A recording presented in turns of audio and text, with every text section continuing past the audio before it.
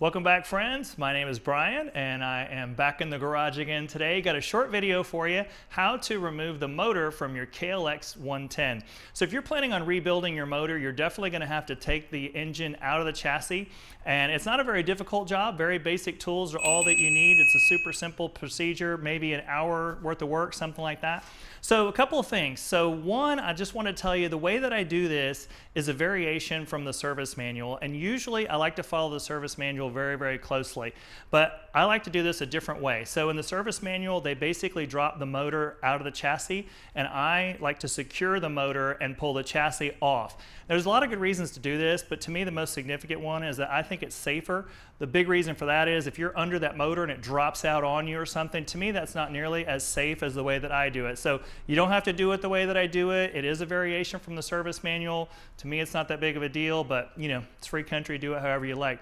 One other thing too, some of these KLXs come with electric starters. Mine does not. So if you have an electric starter, you're gonna have to disconnect the power to that. I don't have any video clips to share with you on that part of it just because my motor doesn't have the electric starter. But other than that, pretty much the procedure is the same for all these bikes. So super simple job, and if I'm ready and you are, let's just pick up some tools and go to work.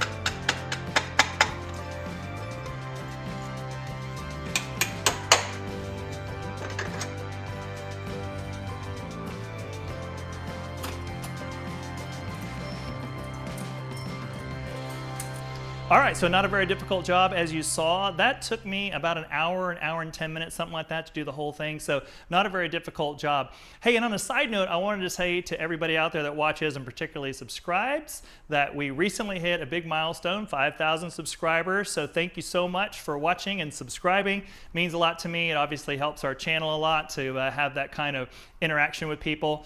The algorithms at YouTube look favorably upon us when we are getting those good numbers for views and subscribers and so forth. So thank you so much. Hope that you guys are getting this value from the channel, which is, to me, showing you guys the joy of using your hands, the fun of creating things in your garage, and really just the satisfaction it gets from doing things like building up a motor and hearing it fire for the first time. If you've never done it, it's an incredible feeling, a great sense of joy, and a great way to have fun in your garage.